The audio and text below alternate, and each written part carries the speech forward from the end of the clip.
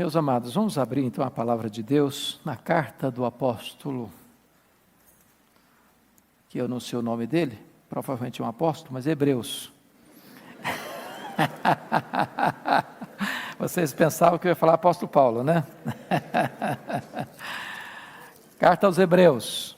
Até hoje é uma incógnita, não se pode afirmar com segurança quem é o autor. Capítulo 6, versos 4 a 8. Hebreus, capítulo 6, 4 a 8.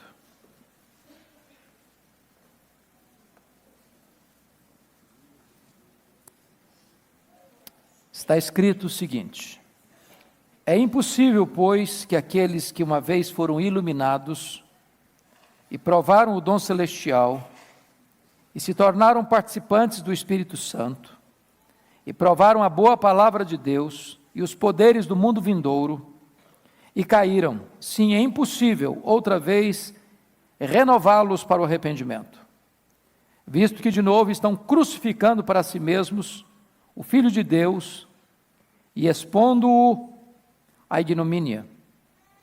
Porque a terra que absorve a chuva que frequentemente cai sobre ela e produz erva útil para aqueles por quem é também cultivada, recebe bênção da parte de Deus.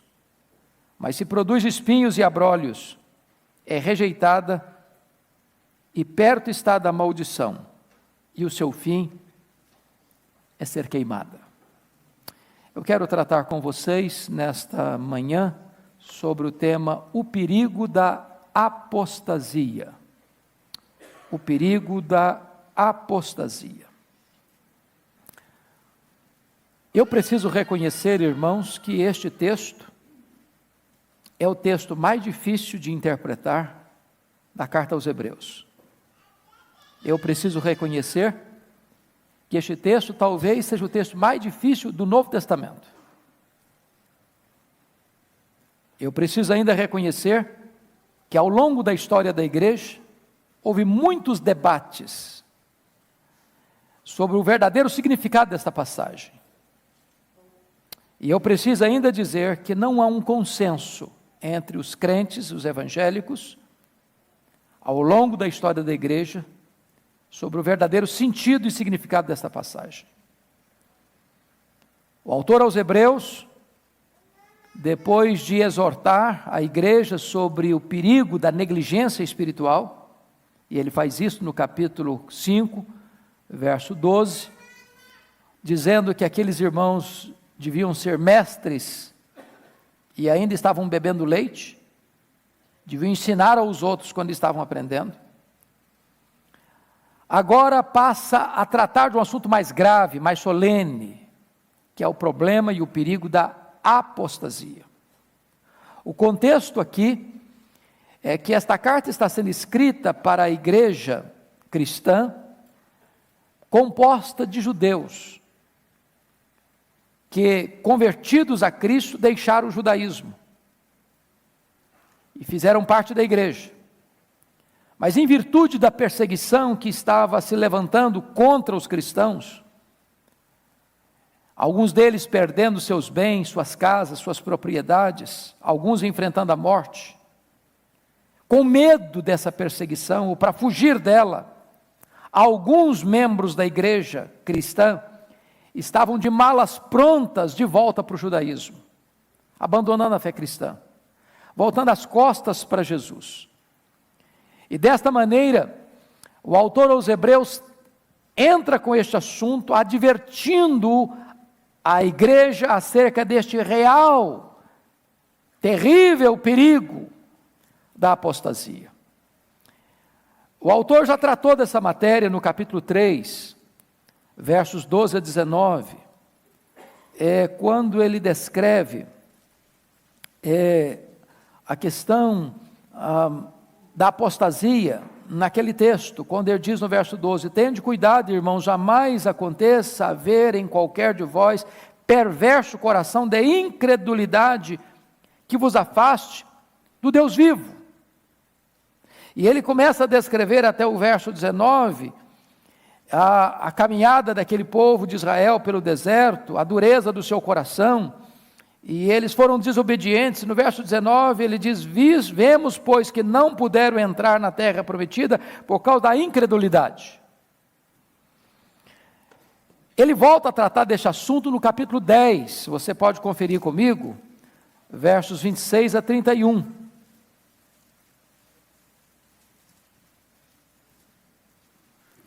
Ele diz assim: porque se vivermos deliberadamente em pecado, depois de termos recebido o pleno conhecimento da verdade, já não resta sacrifício pelos pecados. Pelo contrário, certa expectação horrível de juízo e fogo vingador presta a consumir os adversários. Sem misericórdia morre pelo depoimento de 2 ou 3 testemunhas quem tiver rejeitado a lei de Moisés. De quanto mais severo castigo julgais, vós, será considerado digno aquele que calcou aos pés o Filho de Deus e profanou o sangue da aliança, com o qual foi santificado, e ultrajou o Espírito da graça. E ele diz no verso 31, horrenda coisa é cair nas mãos do Deus vivo. A grande questão, meus irmãos, é o seguinte: será que esse texto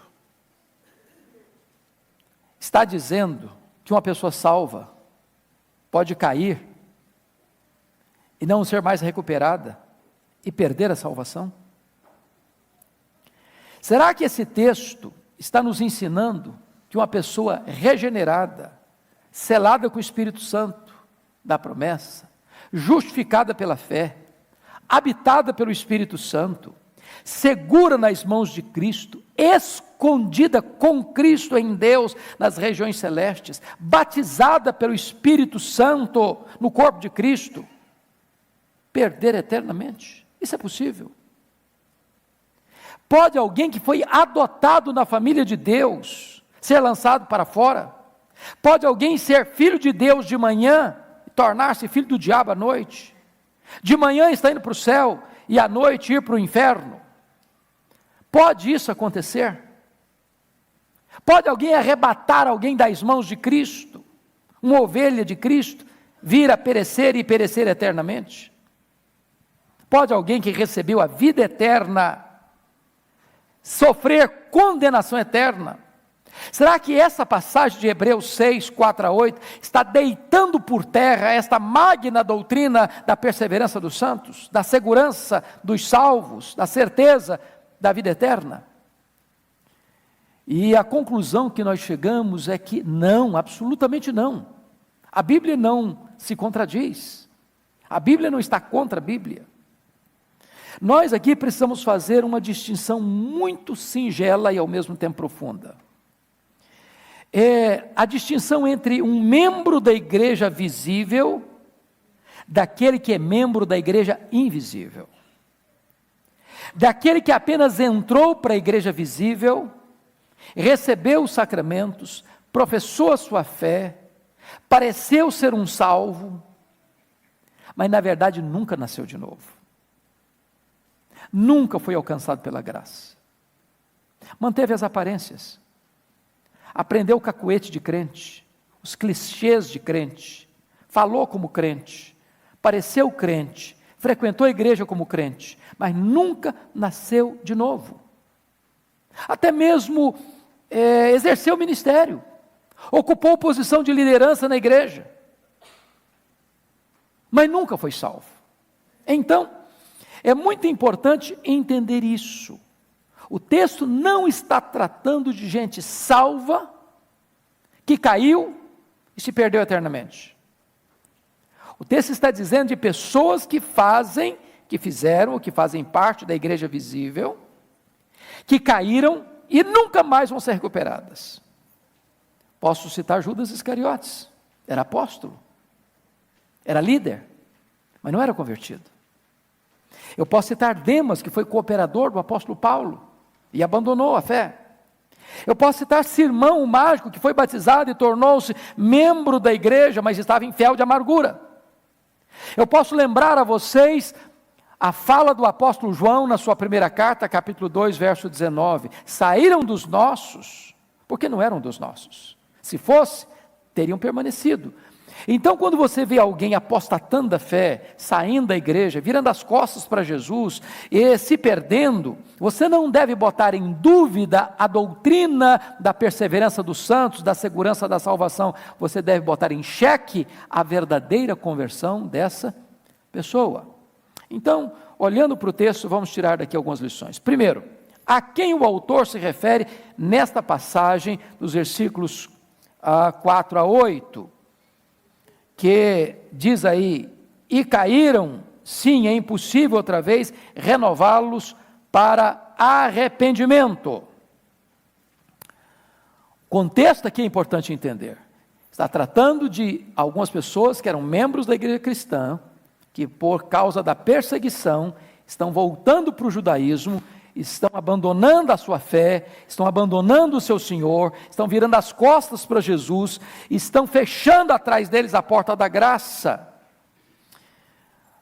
É dessas pessoas que o texto está falando. Mas será que o autor faz distinção entre essas pessoas e os salvos, que faziam parte da igreja? Sim, ele faz essa distinção, se não vejamos. Confira comigo aí no capítulo 6 mesmo, o versículo seguinte. Olha o versículo 9, 6:9. Você pode ler comigo o 6:9, vamos juntos? Quanto a vós outros, todavia, ó amados, estamos persuadidos das coisas que são melhores e pertencentes à salvação, ainda que falamos dessa maneira. Então note que ele coloca um adversativo, um contraste. Agora ele está se dirigindo à igreja, não aos apóstatas. E ele está dizendo o seguinte, que quanto a vós outros, ó amados, estamos persuadidos das coisas que são melhores, pertencentes à salvação. Então ele faz uma distinção entre apóstatas que estão na igreja, mas não são convertidos, daqueles que estão na igreja e são convertidos. Se vocês olharem, essa mesma expressão é usada lá no capítulo 10, porque ele está descrevendo no capítulo 10 também o mesmo problema. Você pode perceber isso lá no versículo 38, e eu chamo a sua atenção para lermos os 10, 38 e 39. Vamos juntos? Todavia, o meu justo viverá pela fé, e se retroceder, nele não se comprais a minha alma. Agora olha o 39. Nós, porém, não somos dos que retrocedem para a perdição, somos, entretanto, da fé para a conservação da alma. Então note vocês uma coisa, ele está admitindo que dentro da igreja visível, existem pessoas salvas e pessoas não salvas. Dentro da igreja aqui, tem pessoas que nasceram de novo e pessoas que não nasceram. O pastor Arival não tem capacidade, nem o conselho desta igreja, ao examinar um membro para batismo e profissão de fé, identificar verdadeiramente quem é salvo e quem não é. A Bíblia diz em 2 Timóteo 2,19, só Deus conhece os que lhe pertencem. Os que lhe pertencem. Aqueles que são membros da igreja, mas não nasceram de novo, que receberam o batismo, mas não o batismo do Espírito Santo, que foram colocados no rol de membros da igreja de Pinheiros, mas o nome dela não está no livro da vida. Estas pessoas podem, num dado momento, por circunstâncias, por situações pessoais, virem a virar as costas para Jesus, a abandonar o Evangelho e rejeitar a Cristo e pisar a graça de Deus e zombar do sacrifício de Cristo. Então é sobre esse assunto que o autor aos Hebreus está tratando aqui. Então preste bem atenção. É diferente a queda de um apóstata e a queda de um crente. Quando um crente cai, e um crente pode cair, não deve cair, mas pode cair. Quando um crente cai, ele se levanta. Ele se arrepende. Ele confessa o seu pecado. Ele abandona o seu pecado e ele é restaurado. Quando um crente peca, ele não tem prazer no pecado. Ele fica angustiado, ele fica aflito, ele fica desesperado, até que ele volte à comunhão com Deus, ele não tem paz. Mas quando um apóstata, que parecia ser um crente, que tinha nome de crente, clichê de crente, que tinha cacuete de crente, ele vira as costas, não tem como ser recuperado por uma razão muito simples. Ele nunca vai demonstrar quebrantamento, arrependimento, desejo de voltar-se. Então essa é a grande diferença, por exemplo, entre Judas e Pedro. Um traz Jesus, outro nega Jesus. Um enforca-se e vai para o inferno, outro se arrepende e é restaurado por Jesus Cristo. Portanto, amados irmãos, esse texto de Hebreus 6, 4 a 8, não está falando de gente salva, pois o autor aos Hebreus, quando se refere aos salvos, ele se refere de outra forma, conforme você leu comigo no capítulo 6, versículo 9, e no capítulo 10, verso 39. Mas vamos ao segundo ponto desse texto. Qual o significado dessas experiências descritas nos versos 4 e 5? Foram iluminados, provaram o dom celestial, tornaram-se participantes do Espírito Santo, provaram a boa palavra de Deus, provaram os poderes do mundo vindouro. Se você observar, todas as experiências são descritas no capítulo 3, versículo 12 a 19, e mais detalhadamente eu peço a você, visto que o assunto é um assunto polêmico, eu preciso que você tenha um pouquinho de paciência aí e acompanhe a leitura desse texto. 1 Coríntios capítulo 11, todas essas experiências foram vividas pelo povo lá nesse capítulo 11. Então eu gosto, capítulo 10, melhor dizendo, de 1 Coríntios, versículos de 1 a 11. Então vamos ler com muita atenção esse texto, para você perceber que essas experiências aqui foram vividas por aquele povo lá. Vamos comigo, capítulo 10, versos de 1 a 11, todos juntos. Ora, irmãos, não quero que ignoreis que nossos pais estiveram todos sob a nuvem e todos passaram pelo mar, tendo sido todos batizados, assim na nuvem como no mar, com respeito a Moisés. Todos eles comeram de um só manjar espiritual e beberam da mesma fonte espiritual, porque bebiam de uma pedra espiritual que os seguia, e a pedra era Cristo. Entretanto, Deus não se agradou da maioria deles, razão porque ficaram prostrados no deserto. Ora, estas coisas se tornaram exemplos para nós, a fim de que não cobicemos as coisas más, como eles cobiçaram. Não vos façais, pois, idólatras, como alguns deles, porquanto está escrito, o povo assentou-se para comer e beber, e levantou-se para divertir-se. E não pratiquemos imoralidade, como alguns deles o fizeram, e caíram num só dia, 23.000. Não ponhamos o Senhor à prova, como alguns deles já fizeram, e pereceram pelas mordeduras das serpentes. Não murmureis, como alguns deles murmuraram, e foram destruídos pelo exterminador. Estas coisas lhes sobrevieram como exemplos, e foram escritas para advertência nossa, de nós outros, sobre quem os fins dos séculos têm chegado. Então preste bem atenção, meu amado irmão, que ele está descrevendo que este povo que caminhou pelo deserto, experimentou todos esses fatos aí descritos, mas que a maioria deles pereceu no deserto, porque pecou, porque se rebelou, porque se idolatrou, porque se prostituiu, porque se tornou amargo, porque se tornou rebelde a Deus, e pereceram. O que o texto está mostrando é que quando esses membros da igreja, para quem ele manda essa carta, estão considerando abandonar Cristo, a quem haviam professado um dia, por medo da perseguição, e voltando para o judaísmo, ao voltar para o judaísmo, eles estavam negando a Cristo, a única fonte da vida e da salvação. E você encontra diversas vezes Jesus Cristo tratando disso. Por exemplo, ele diz lá em João capítulo 17, versículo 12, que todos esses foram salvos, exceto o filho da perdição. Então é possível alguém estar na igreja e não ser membro da verdadeira igreja, cujos nomes estão arrolados no céu. Agora, vamos olhar um outro aspecto. Por que é impossível renovar essas pessoas que caíram para arrependimento? Por que é impossível? O texto responde, porque de novo estão crucificando para si mesmos o Filho de Deus. Segundo, porque estão expondo o Filho de Deus à ignomínia.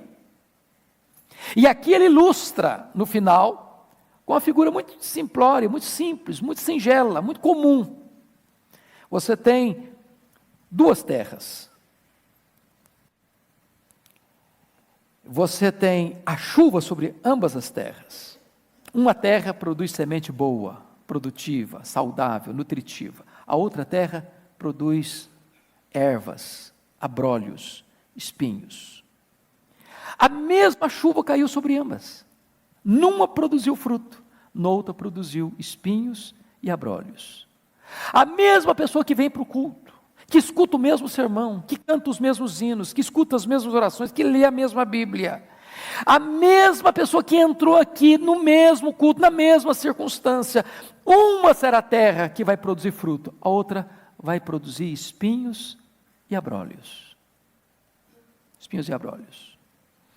Aí você vai perceber que algumas pessoas tentaram remediar o texto ao longo da história, para tentar dar uma aliviada no texto, porque é muito pesado, está escrito aí, olha comigo por favor, Hebreus capítulo 6, é pesado, o termo lá é pesadíssimo, está escrito assim, versículo de número 6, e caíram, sim, é impossível outra vez renová-los para arrependimento. Como é que aconteceu? Erasmo de Roterdã, olhando esse texto, disse não, nós devíamos traduzir a palavra impossível por difícil. Dá uma maciada. Então é muito difícil renovar aquele que caiu para arrependimento. Ambrósio e Tomás de Aquino olhou, juntamente com Bengel, disse o seguinte, bom, na verdade, nós devíamos pensar o seguinte, é impossível para o homem, mas para Deus não é impossível. Aí, vem West e disse, não, isso é apenas um caso hipotético, isso não é que pode acontecer não, isso é uma hipótese, isso não vai acontecer, apenas hipotético.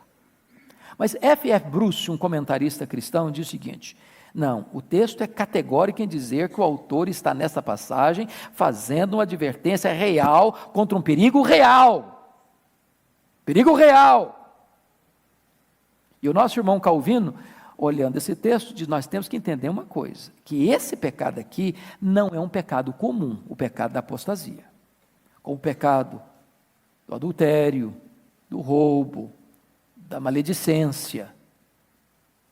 Porque quando você comete um pecado, por mais grave que seja, é possível que um salvo cometa um pecado desse. Davi era um homem salvo, e adulterou, e mandou matar. Mas se arrependeu, e foi restaurado. Pedro negou Jesus, e foi restaurado. Então, quando um crente cai num pecado, ele pode correr, e esse texto mesmo nos ensina isso, você pode conferir comigo, por favor, capítulo 4, verso 16, olha aí, ele diz assim, acheguemo-nos, portanto, confiadamente junto ao trono da graça, a fim de recebermos misericórdia e acharmos graça para socorro em ocasião oportuna, mesmo que você esteja passando por uma crise, ou teve uma queda moral, ou teve um problema grave, um pecado grave, você pode correr para os braços do sumo sacerdote e encontrar nele perdão, restauração, recuperação da sua vida, mas isso não vai acontecer jamais com o apóstata. Então, uma coisa é um crente cair, outra coisa é apostasia. Então, deixa eu dizer claro, um crente salvo nunca apostata. É impossível um salvo apostatar. A apostasia dá-se quando alguém parece ser salvo, se considera como salvo, se diz membro da igreja, se diz líder da igreja, se diz alguém importante na igreja, e mesmo assim, nunca nasceu de novo. Esse é o apóstata. Esse é o apóstata. Não tem recuperação para ele. Stuart Olyott, que é um comentarista bíblico, aplicando essa passagem, ele diz o seguinte, é fácil você entender isso olhando para a parábola do semeador. Diz a Bíblia que parte da semente caiu no meio do espinheiro, outra parte caiu no meio da terra pedregosa. As sementes brotaram, as sementes floresceram, ficaram bonitas, viçosas. Para um espectador comum, olhava e jamais podia dizer que aquela semente, tão viçosa, tão bela, tão luxuriante, não iria produzir fruto. Você olha para pessoas que vêm para a igreja e são pessoas maravilhosas, são pessoas encantadoras, são pessoas que cantam bonito, que oram bonito, que pregam bonito, que fazem o trabalho até de uma maneira tão linda, que ajudam as pessoas, e você não pode identificar, eu, não podemos identificar quem é um apóstolo e quem é um salvo. Somente o Senhor conhece os que são seus. Agora, preste bem atenção nisso. Qual é a evidência de que uma pessoa verdadeiramente é salva? Não é apenas uma profissão de fé ortodoxa. Não é. Porque eu posso lhes garantir que o diabo poderia subscrever as grandes confissões de fé e catecismos ortodoxos. Sabes tu que Deus é um só? Fazes bem, até os demônios creem e tremem. Então o diabo é muito mais ortodoxo do que os teólogos liberais. Ele não está salvo. A prova de que você é um salvo é se você persevera na fé. Persevera na fé. É perseverança. Então, a passagem que nós estamos lendo não está negando a doutrina da segurança da salvação. Nós não cremos em que uma pessoa salva perca a salvação. A Bíblia não ensina isso. Esse texto não ensina isso. Esse texto não está negando a gloriosa doutrina chamada perseverança dos santos. Não está. Absolutamente não está. Mas por que essas pessoas não podem ser recuperadas então? Por uma razão muito simples. Nunca haverá no coração delas arrependimento para a vida. Elas caem, e elas continuam caídas, e elas não querem se levantar, e elas não demonstram nenhum sinal de arrependimento, e elas não demonstram nenhuma vontade de se voltar para Deus. O coração dela está endurecido. Ela não volta por isso. Não tem sinal de arrependimento. A despeito da chuva cair no solo do seu coração, o que vai produzir ali vai ser espinhos, cardos e abrolhos, e não frutos dignos para a glória de Deus. Então você encontrou isso na parábola do semeador, você encontra isso no sermão de Jesus Cristo, o sermão chamado do monte, quando ele termina o sermão dizendo que muitos naquele dia vão dizer: Senhor, Senhor, profissão de fé ortodoxa. Senhor, Senhor, profissão de fé fervorosa. Porventura não profetizamos em teu nome? Porventura não fizemos milagres em teu nome? Porventura não expulsamos demônios em teu nome? É verdade, fizeram tudo isso. E Jesus vai dizer: apartai-vos de mim, vós os que praticais a iniquidade, eu nunca vos conheci. Você pega, por exemplo, Marcos 3, 29, Jesus fala de um pecado chamado blasfêmia contra o Espírito Santo, que não tem perdão nem neste mundo, nem no vindouro, é réu de pecado eterno. Por quê? Porque nunca houve neste coração arrependimento, quebrantamento, atribui o que é de Deus ao próprio diabo. 1 de João 5,16, João fala daquele pecado para a morte, pelo qual você não precisa nem orar, porque é o pecado da apostasia. Atos 8, 19 a 13, 9 a 13, fala de Simão mágico, que embora recebido na igreja, não era convertido.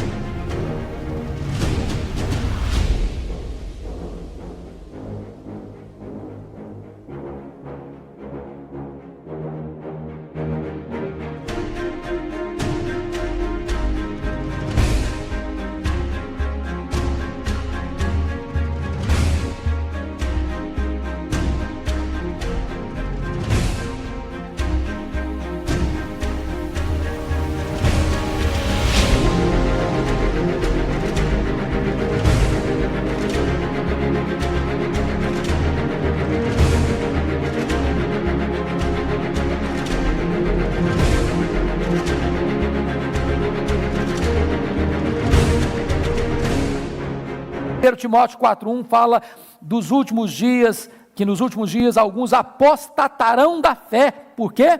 Por obedecerem doutrinas de demônios.